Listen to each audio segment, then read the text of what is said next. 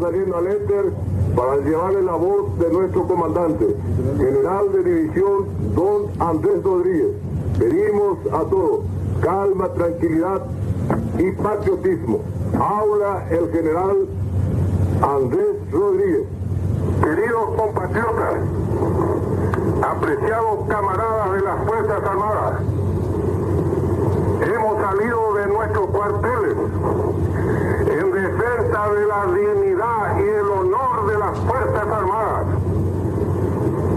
por la unificación plena y total del coloradismo en el gobierno,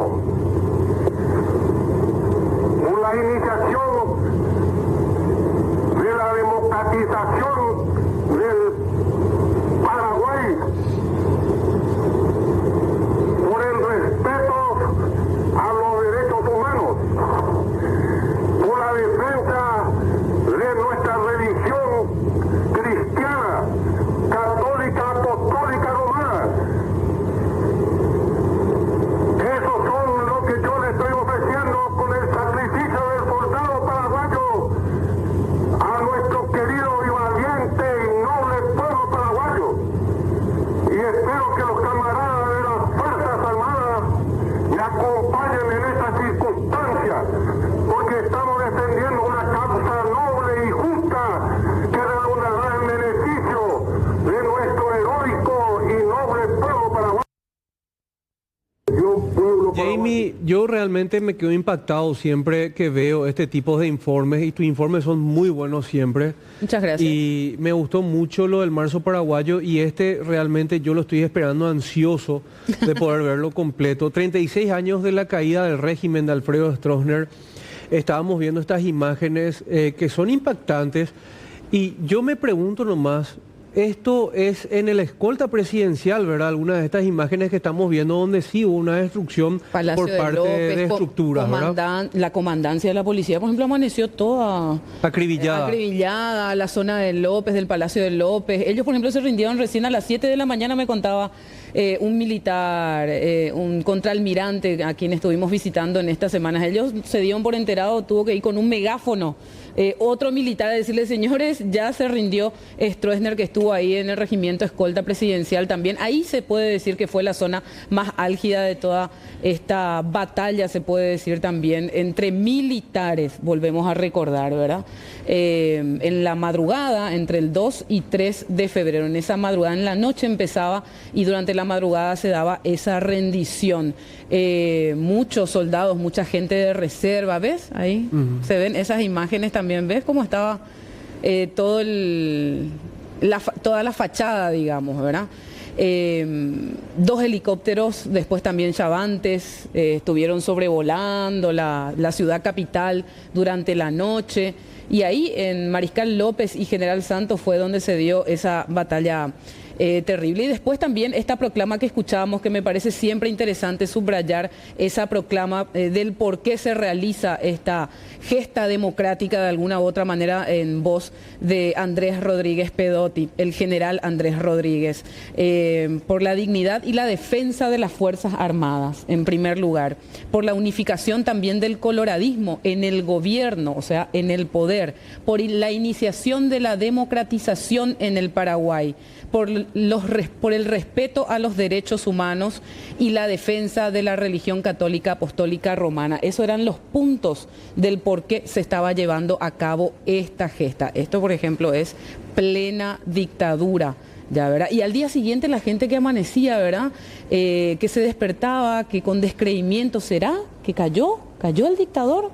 Así la pregunta iba una y otra vez. Y siempre recordar también, porque esto se llevó a cabo con el trabajo de varios militares de alto rango. Carlos, así a secas, no era Carlos I, con Carlos II ni Carlos, el number one, el Carlos number one era Andrés Rodríguez. Y luego Víctor Aguilera Torres, que era Carlos I, Pedro Concepción Ocampos, Carlos II, todos jefes de divisiones, ¿no?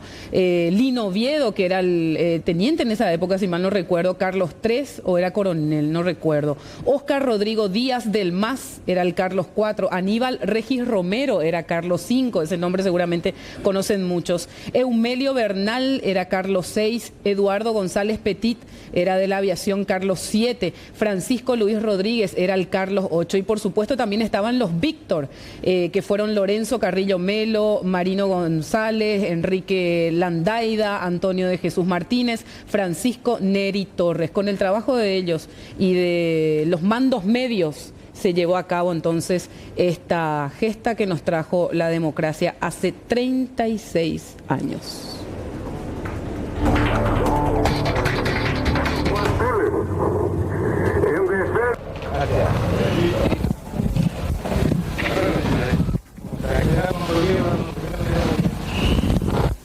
Una satisfacción muy grande para mí poder encontrar en esta situación nuestro país, creo que va caminando por un sendero luminoso, que ojalá que nuestras intenciones y nuestros anhelos se cumplan, alcanzando la meta que deseamos para la felicidad de todo el pueblo paraguayo. Muchas gracias. Gracias.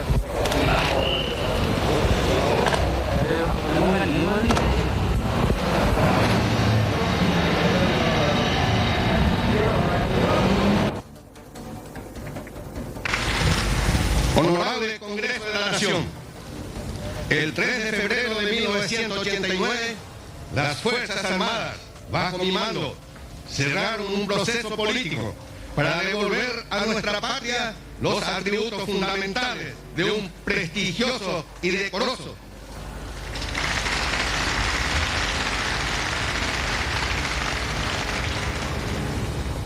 Lo que importa no es quién o quiénes la hayan hecho. Lo que importa para la posteridad es que ya ha sido hecho para siempre. Porque el pueblo paraguayo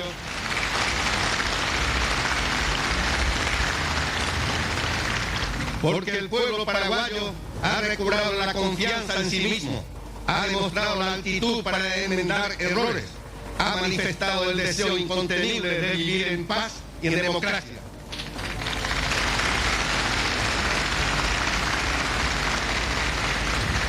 Ha reivindicado la fuerza impetuosa de su propia dignidad y se ha ganado la merecida recompensa de un civismo que ha comenzado a dar con éxito sus pasos iniciales.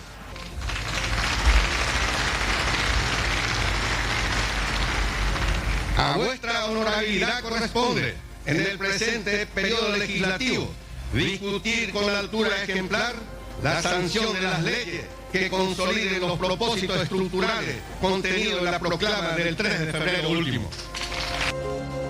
Ahí vemos a Andrés Rodríguez, entonces el general, porque, a ver, ¿qué pasa en ese 89, verdad?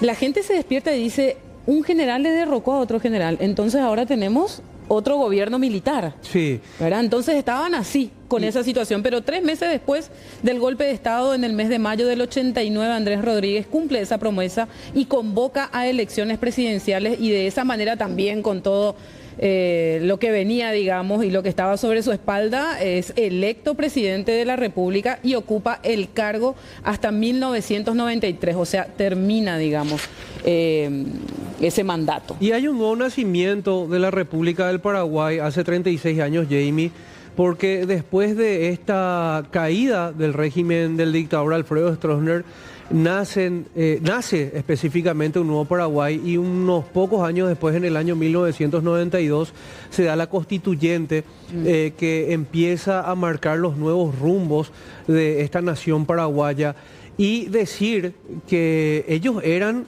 prácticamente familiares, Andrés Rodríguez y Stroessner, consuegros, y en una ocasión, para contar nomás algunas siempre anécdotas. hacían el chiste, mi abuelo le derrocó a mi abuelo, ¿verdad? Sí, no, y aparte de eso, cuando a Stroessner le empiezan a filtrar información de que había un probable intento de golpe, sí, que se estaba reuniendo Rodríguez con otros generales, con otros coroneles, para poder derrocarlo, él decía que eso era una locura y lo mandaba a callar incluso a la gente que venía con ese chisme, según él. No creía, es más. Hasta el último siempre se dijo que hay una historia que me cuentan cuando estuvo muy mal de salud Stroessner y creía él que iba a morir.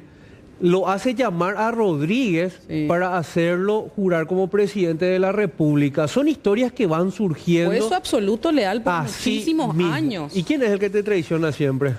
El que tenés más cercano. El más cercano, y ahí pasó lo que pasó entonces. Y así, de esa manera, entonces, un 3 de febrero de 1989 iniciábamos este transitar democrático. ¿Y qué hacía la gente? ¿Y qué hacía la gente hace 36 años? Y por cierto, hoy tenemos una historia que contarles de la mano de un contraalmirante de apellido Ciancio.